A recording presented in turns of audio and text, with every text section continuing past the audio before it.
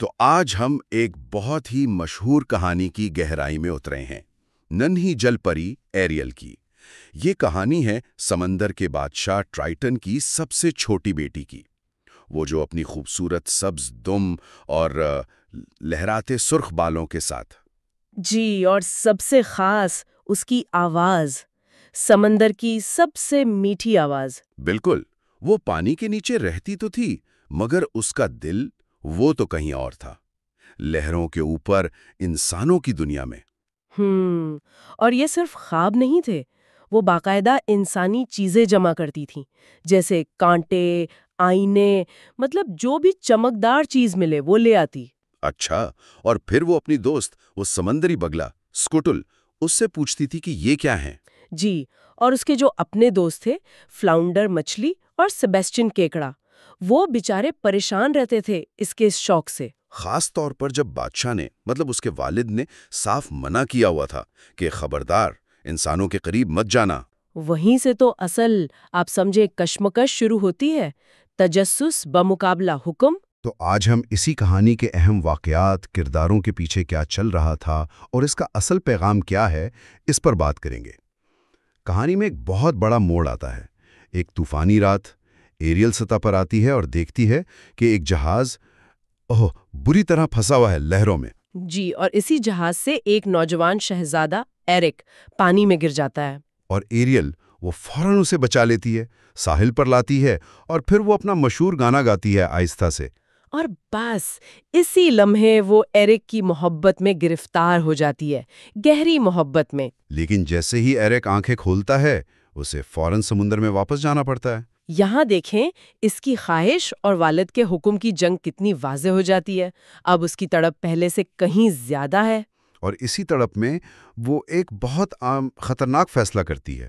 وہ سمندر کی بدنام زمانہ چڑیل ارسلا کے پاس چلی جاتی ہے۔ ارسلا جو ایک موقع کی تلاش میں ہی رہتی ہے، وہ ایک سودا پیش کرتی ہے۔ بڑا خوفناک سودا تھا کہ ایریل 3 دن کے لیے انسان بن سکتی ہے، ٹانگیں مل جائیں گی، لیکن بدلے میں اسے اپنی آواز دینی ہوگی۔ جی، اور شرط یہ کہ اگر تیسرے دن سورج ڈوبنے سے پہلے شہزادہ ایرک اسے سچی محبت کا بوسہ دے دیتا ہے تو وہ ہمیشہ کے لیے انسان رہے گی، اور اگر نہیں تو وہ ہمیشہ کے لیے ارسلا کی ملکیت بن جائے گی، اس کی قیدی۔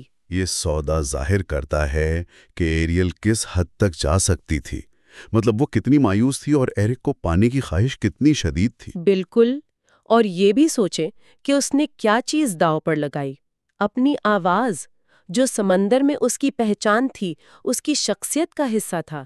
یہ صرف ٹانگیں حاصل کرنا نہیں تھا، یہ اپنی شناخت کا ایک بہت بڑا حصہ قربان کرنا تھا۔ تو وہ مان لیتی ہے، سودا ہو جاتا ہے۔ جی، ارسلا اس کی آواز ایک سیپی میں قید کر لیتی ہے اور اسے ٹانگیں دے دیتی ہے۔ اب ایریل ساحل پر ہے، ایرک اسے ڈھونڈ لیتا ہے۔ وہ بول نہیں سکتی ظاہر ہے، لیکن اس کی جو معصومیت ہے، خوبصورتی ہے، وہ ایرک کو متاثر کرتی ہے۔ لیکن مسئلہ وہیں کا وہیں ہے۔ آواز کے بغیر ایرک کو کیسے پتا چلے کہ یہ وہی لڑکی ہے جس نے اسے بچایا تھا؟ وہ تو اس آواز کو ڈھونڈ رہا تھا۔ اور وقت کم تھا، تیسرا دن آ گیا۔ اور پھر ارسلا اپنا کھیل کھیلتی ہے۔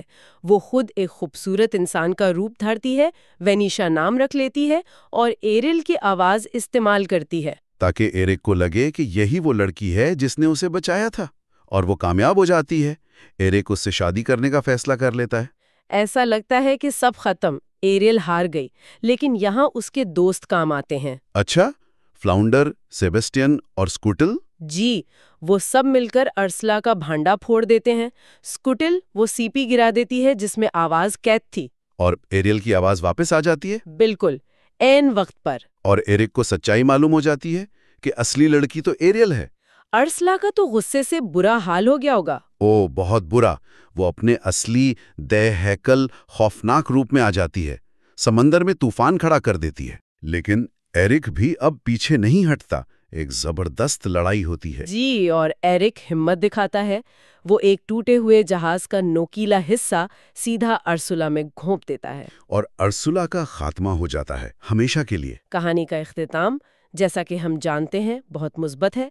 بادشاہ ٹرائٹن جو یہ سب دیکھ رہا ہوتا ہے وہ ایریل کی محبت کی سچائی اور ایرک کی بہادری کو سمجھ جاتا ہے۔ تو وہ آخرکار مان جاتا ہے؟ جی، اس کا دل پگھل جاتا ہے۔ وہ سمجھ جاتا ہے کہ ایریل کی خوشی اب انسان بننے میں ہی ہے۔ وہ اپنی بیٹی کو مستقل طور پر انسانی ٹانگیں دے دیتا ہے۔ اور پھر ایریل اور شہزادہ ایرک کی شادی ہو جاتی ہے، زمین اور سمندر کی دنیائیں جیسے محبت سے جڑ جاتی ہیں۔ یہ ایک خوبصورت اختتام ہے۔